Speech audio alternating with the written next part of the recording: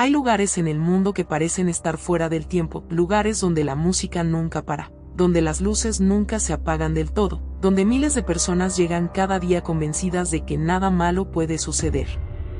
Lugares diseñados, construidos y controlados con una precisión casi obsesiva para que todo parezca perfecto. Disney es uno de esos lugares, pero detrás de cada sonrisa pintada en una pared, detrás de cada canción que suena desde los parlantes escondidos entre los arbustos, detrás de cada atracción que gira y brilla bajo las luces de colores, hay otra historia.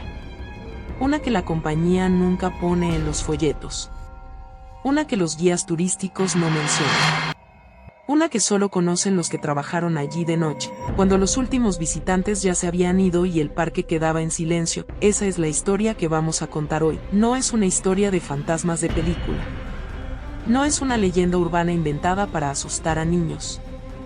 Es una historia construida sobre hechos reales, sobre muertes documentadas, sobre testimonios de personas que estuvieron ahí y que años después todavía no pueden explicar con claridad lo que vieron, lo que sintieron, o lo que escucharon en los rincones más oscuros del lugar más feliz de la Tierra. Empecemos desde el principio. Era el verano de 1974. California. El calor de julio aplastaba las calles de Anaheim. Y en Disneyland, una joven de 18 años llamada Deborah Gale Stone llegó temprano a trabajar. Era su primer día. Tenía el uniforme nuevo. Tenía todo por delante. Nadie le explicó lo suficiente sobre la atracción donde iba a trabajar.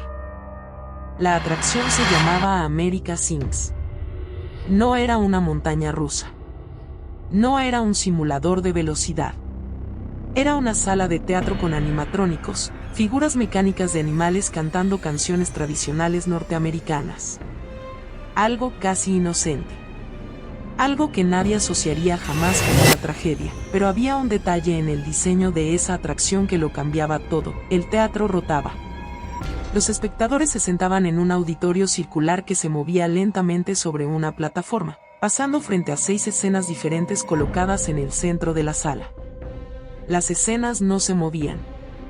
El público era el que giraba alrededor de ellas. Y entre la pared móvil que llevaba a los espectadores y la pared fija que sostenía los escenarios, había una brecha. Un espacio estrecho. Un espacio que no estaba destinado a ninguna persona, pero sí era accesible para los empleados que trabajaban en esa zona. Deborah estaba posicionada cerca de esa brecha cuando el teatro comenzó a girar. No hubo una advertencia dramática.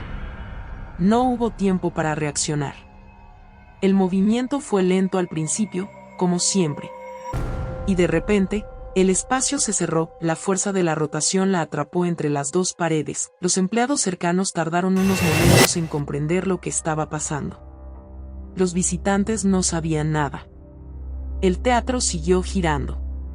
La música siguió sonando. Y Deborah Gale Stone, 18 años, primer día de trabajo, murió aplastada en la oscuridad mientras el espectáculo continuaba para los turistas sentados a pocos metros de distancia. Eso fue lo que pasó. No las versiones exageradas que circularon después. No las fotos falsas que aparecieron en internet. No las historias sobre su cabello atrapado en un engranaje o su anillo de compromiso o los gritos que supuestamente se escucharon durante horas. Nada de eso está verificado. Lo que sí está documentado es esto. Una joven murió porque nadie había diseñado ese espacio pensando en que un ser humano podría quedar atrapado allí. Fue una falla de diseño. Después de su muerte, la compañía instaló sensores, modificó las paredes para que cedieran ante la presión, y estableció límites mucho más estrictos para los empleados que trabajaban cerca de las partes móviles. Sistemas que hoy son estándar en todos sus parques, pero la historia de Deborah no terminó ahí. Años después, cuando la atracción fue cerrada y el edificio fue convertido en otra cosa, los empleados que trabajaban en ese mismo espacio comenzaron a notar cosas que no podían explicar del todo. Un ex empleado recordó que en el área donde las paredes internas y externas se conectaban, siempre había una zona de frío. No era el aire acondicionado. Era algo más localizado. Algo que no correspondía con la temperatura del resto del edificio. Otro trabajador contó que una noche, caminando solo por el pasillo subterráneo que conectaba las distintas secciones de esa zona del parque, escuchó una voz. 2 palabras. claras. Sin contexto, ayúdame. Ayúdame, miró a su alrededor.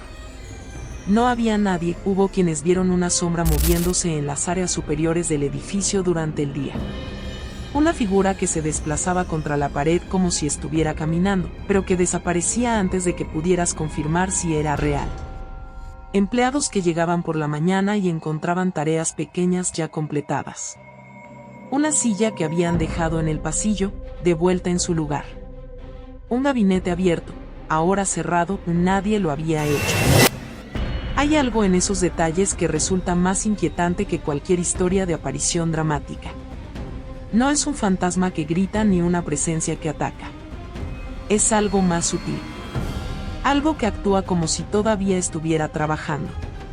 Como si todavía estuviera cumpliendo con sus tareas. Como si no supiera, o no quisiera aceptar, que todo había terminado ese primer día de verano en 1974, cuando America Zinc cerró definitivamente en 1988. Los animatrónicos no fueron destruidos. Disney no trabajaba así. Las figuras mecánicas fueron desmontadas con cuidado y trasladadas a otra atracción. Una que en ese entonces era una de las más populares del parque, Splash Mountain. Los pájaros que antes cantaban juntos en el escenario de America Zinc fueron separados y colocados a lo largo de las orillas del río artificial de Splash Mountain. Distribuidos. Dispersos. Cada uno en su propio rincón del recorrido, y fue después de esa transición que comenzaron los reportes, visitantes que describían a los pájaros animatrónicos mirándolos de una manera que no correspondía con su programación. No era el movimiento mecánico predecible de una figura de parque temático. Era algo más directo. Como si la figura estuviera siguiendo a una persona específica con la mirada. Como si reconociera algo. Algunos empleados con años de experiencia en el parque lo decían sin rodeos. La actividad rara se había movido con los animatrónicos. De Tomorrowland a Critter Country. De America Zinc a Splash Mountain, como si algo hubiera viajado con ellos, pero Splash Mountain tenía sus propias sombras. Sus propias historias que no dependían de lo que hubiera llegado de otra atracción. En el año 2000, en el parque de Walt Disney World en Orlando, Florida, ocurrió algo que no tiene explicación simple. Un hombre de 37 años llamado William Pollack estaba disfrutando del día con sus amigos. Subieron a Splash Mountain. Todo iba bien. El tronco artificial avanzaba por el canal de agua a través de las distintas escenas de... Y entonces, en medio del recorrido, William Pollack se levantó del tronco. No hubo una emergencia. No hubo un mal funcionamiento mecánico. No hubo ninguna señal de alarma que lo justificara. Los testigos dijeron que él había mencionado que se sentía mal y que al ver que el tronco reducía la velocidad, intentó cruzar hacia el otro lado buscando una salida. Pero el tronco siguiente ya estaba en movimiento, lo golpeó en el pecho. La zona donde ocurrió no era visible desde la cabina de operadores. No había forma de detener la atracción a tiempo. Una familia que venía inmediatamente detrás quedó atrapada en el lugar mientras los troncos continuaban llegando desde atrás, golpeando una y otra vez. Un niño pequeño con quien William había conversado momentos antes fue testigo de lo que ocurrió. Los investigadores concluyeron que fue un accidente, pero en el parque, entre los empleados que trabajaron en esa atracción durante los años siguientes, la zona del tercer descenso tenía una reputación. Los sensores de nivel de agua daban lecturas anómalas cuando el canal estaba perfectamente normal. Las cámaras de seguridad captaban sombras que no tenían fuente visible. El ambiente en esa sección específica de la atracción se sentía distinto. Un empleado contó que la figura animatrónica de un zorro en la secuencia final del recorrido se movía antes de la apertura, cuando toda la animación estaba apagada. Todo en el túnel estaba quieto y en silencio. Excepto esa figura. Que se movía sola, no sobrenatural, decía. Pero tampoco normal. Hay una isla en Disneyland que queda suspendida en el tiempo cuando el parque cierra, Tom Sawyer Island. Accesible solo en balsa. Rodeada por el río artificial llamado Rivers of America. Durante el día, es un espacio de aventura para niños, con cuevas y puentes y cabañas y caminos de tierra. Pero cuando el último visitante aborda la última balsa de regreso al parque principal, la isla queda completamente sola. En junio de 1973, dos hermanos decidieron que no querían. Bogdan de Yorat tenía 18 años. Su hermano Dorian tenía 10. Habían venido desde Brooklyn, Nueva York, con su familia. Esa noche, mientras el personal del parque comenzaba a evacuar la isla, ellos se escondieron detrás de la cabaña del colono en llamas, una estructura decorativa que simulaba un incendio. Pensaban que podrían quedarse un poco más y salir después sin que nadie los viera. Pero la oscuridad llegó más rápido de lo que esperaban. A las 9:30 de la noche, la isla estaba vacía. No había luz. No había personal. No había ninguna forma obvia de pedir ayuda sin admitir que habían desobedecido las reglas. Y Bogdan tomó una decisión que probablemente tomó en segundos, sin medir del todo lo que implicaba. Decidió cruzar el río a nado. El problema era que Dorian no sabía nadar. Entonces Bogdan lo cargó en su espalda y entró al agua oscura del río artificial. Era más profundo de lo que parecía desde afuera. La corriente era diferente de lo que uno esperaría en un parque de diversiones. A mitad del cruce, Bogdan desapareció bajo la superficie. No volvió a subir. Dorian, 10 años, solo en el agua oscura, sin poder tocar el fondo, se mantuvo a flote de alguna manera que nadie ha podido explicar con claridad. Pateó. Se movió. Y siguió moviéndose hasta que una embarcación del personal lo encontró y lo sacó del agua. Bogdan fue encontrado a la mañana siguiente. Su cuerpo estaba atrapado entre las rocas cerca de la orilla de la isla. La familia demandó a Disney. Los tribunales concluyeron que la compañía no era responsable. Pero los empleados que trabajaron en esa zona del parque durante los años y décadas siguientes describían algo que no estaba en ningún informe oficial. Una sensación diferente alrededor del río de noche. Como si el aire pesara más en ciertos puntos. Como si caminar cerca del agua después del cierre activara algo que no se activaba durante el día. Algunos hablaban de una presión en el hombro. Un jalón suave en la manga del uniforme, como el tipo de jalón que hace un niño pequeño cuando quiere llamar la atención de un adulto. Y junto con ese jalón, una voz muy baja, casi inaudible, que preguntaba si podías ayudarle a encontrar a su mamá. Cuando giraban, no había nadie. La historia de Disneyland tiene muchas capas. Y hay una que los empleados más antiguos conocen bien, aunque rara vez la cuentan a alguien que no sea de confianza. Se llama Mary. Nadie sabe su apellido. No hay registro oficial. Lo que existe son décadas de testimonios coincidentes de personas que no se conocían entre sí, que trabajaron en distintas épocas del parque, y que describieron lo mismo. Una niña. Con un vestido blanco. Caminando sola cerca de Tom Sawyer Island y de la mansión encantada. La historia que circula entre los empleados es esta. En los primeros años de la década de 1970, había una niña que amaba ese rincón del parque. Visitaba con frecuencia. Conocía cada detalle. Pero tenía leucemia. Y cuando murió, sus padres tomaron la decisión de esparcir sus cenizas en la isla. Años después, se lo contaron a un empleado de la mansión encantada.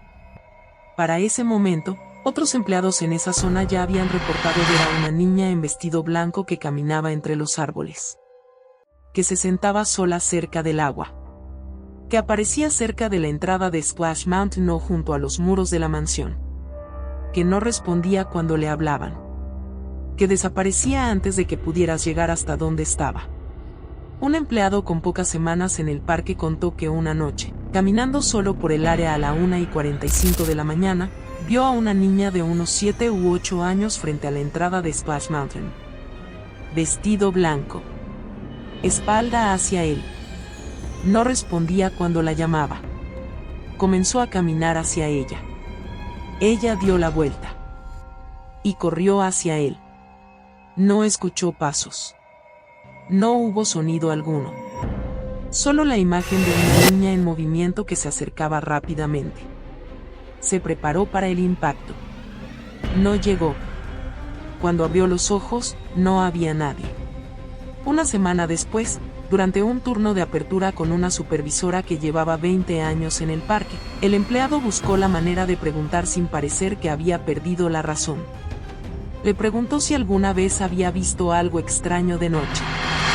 La supervisora lo miró directamente. Y antes de que él dijera nada más, ella preguntó, ¿viste a la niña del vestido blanco? Hay una habitación en la base de la mansión encantada que los visitantes nunca ven. Es el área de carga donde los empleados guían a los visitantes hacia los vehículos de la atracción. Una banda transportadora. Unas puertas que se abren y se cierran con precisión mecánica.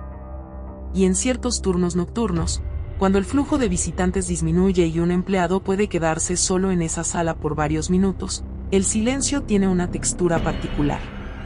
Una empleada con experiencia en la mansión encantada contó lo que le ocurrió durante uno de esos momentos de espera. Estaba sola en la zona de carga. Su compañero había subido a buscar al próximo grupo de visitantes. El corredor estaba vacío.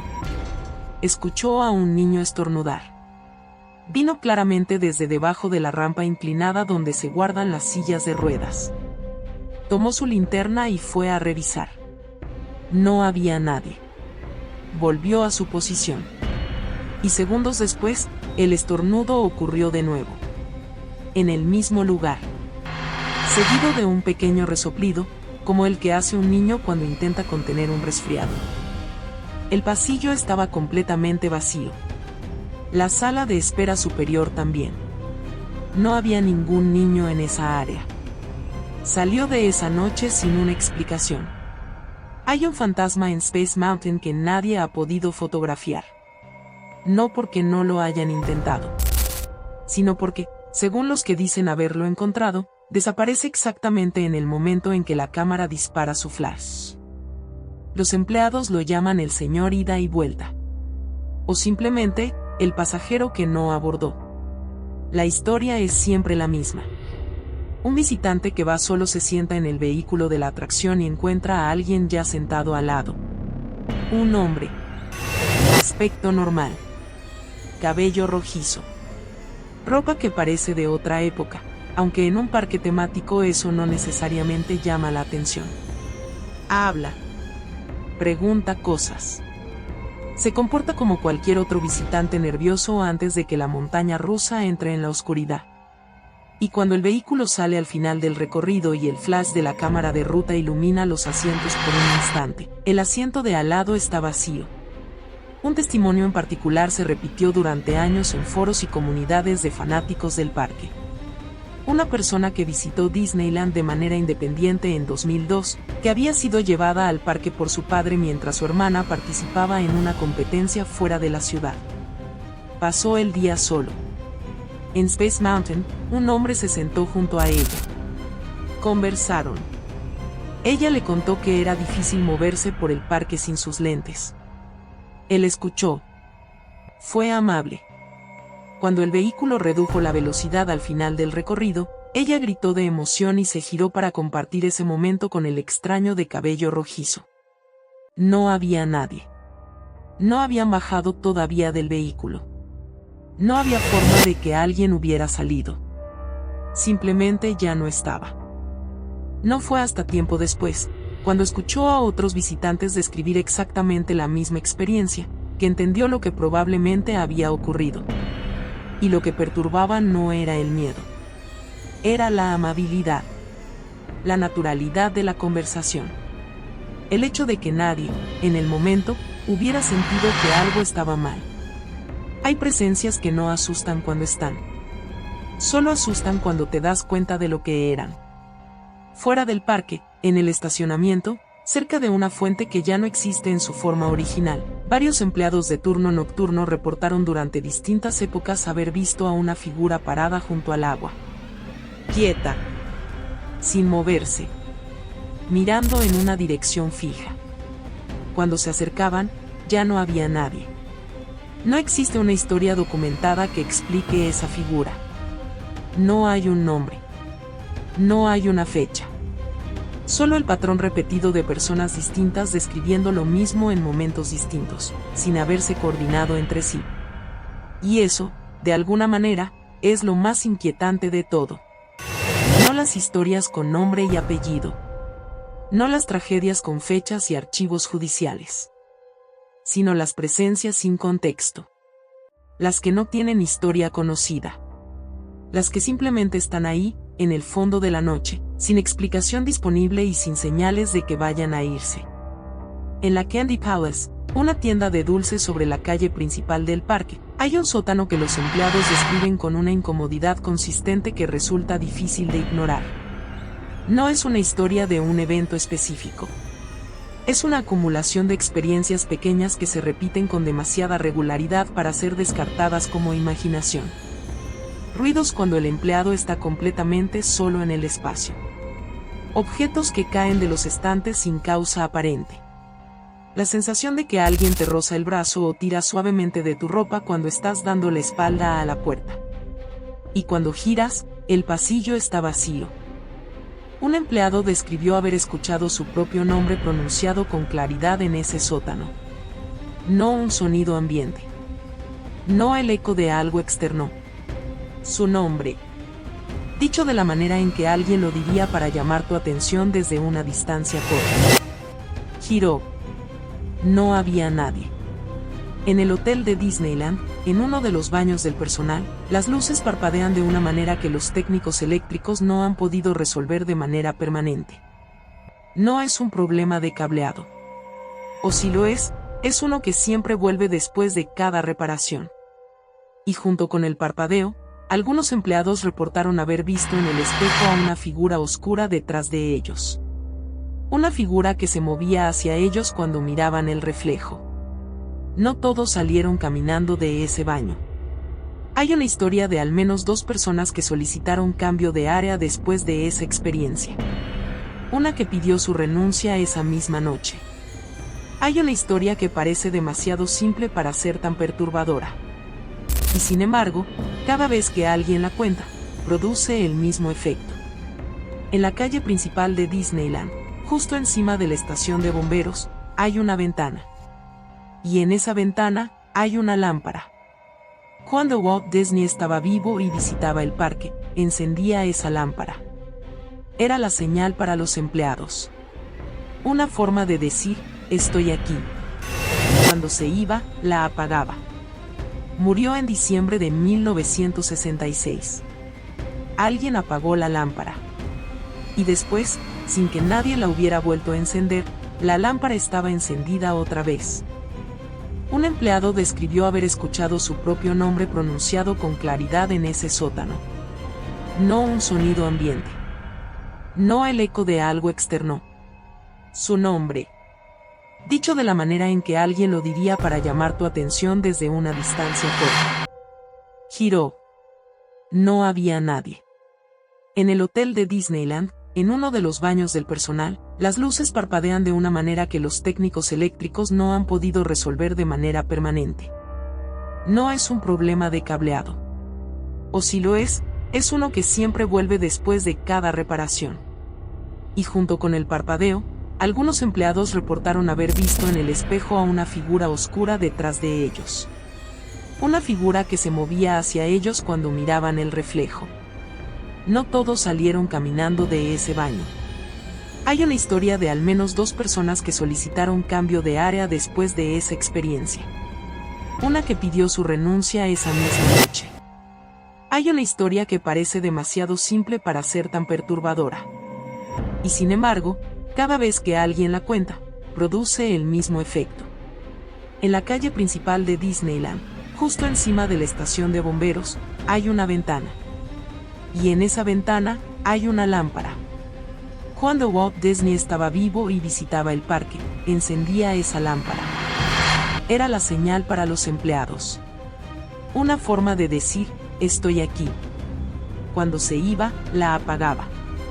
Murió en diciembre de 1966. Alguien apagó la lámpara. Y después, sin que nadie la hubiera vuelto a encender, la lámpara estaba encendida otra vez. Disney tomó una decisión. La dejaron así. No la apagaron. No intentaron explicarlo. Durante décadas, esa lámpara ha permanecido encendida. Durante el cierre pandémico, cuando el parque estuvo vacío por más de un año, alguien verificó. La lámpara seguía encendida. Hay algo que une todas estas historias. No es el miedo. No es la muerte, aunque la muerte aparece en todas ellas. Es algo más difícil de nombrar. Es la idea de que ciertos lugares guardan lo que les ha ocurrido. Que una tragedia no termina cuando termina. Que las personas que amaron un lugar, o que murieron en él, o que pasaron momentos que los marcaron para siempre, dejan algo detrás. No necesariamente una aparición visible. No necesariamente un sonido que puedas grabar. Sino una presencia. Un peso. Una temperatura distinta en una parte del pasillo que no debería ser más fría que el resto. Deborah Gale tenía 18 años y nunca terminó su primer turno de trabajo. Bogdan Delova tenía 18 años y entró a un río oscuro cargando a su hermano pequeño. William Palek tenía 37 años y tomó una decisión en una fracción de segundo que no tuvo corrección posible. Mary nunca creció. Pero según las personas que la han visto, todavía visita su lugar favorito. Y en una ventana de la calle principal, una lámpara lleva décadas encendida sin que nadie la haya encendido. Disney es el lugar más feliz de la Tierra. Eso es lo que dicen. Y tal vez sea verdad durante el día, bajo el sol de California, con música y colores y miles de personas sonriendo a su alrededor. Pero cuando el parque cierra, cuando los últimos visitantes se van, cuando las luces se reducen y los empleados caminan solos por los senderos vacíos, el lugar más feliz de la Tierra tiene una oscuridad propia. Y en esa oscuridad, algo permanece. Algo que no necesita que creas en ello para estar ahí. Algo que ha estado desde antes de que llegaras. Algo que seguirá ahí cuando te vayas. Detrás de la música. Detrás de los colores.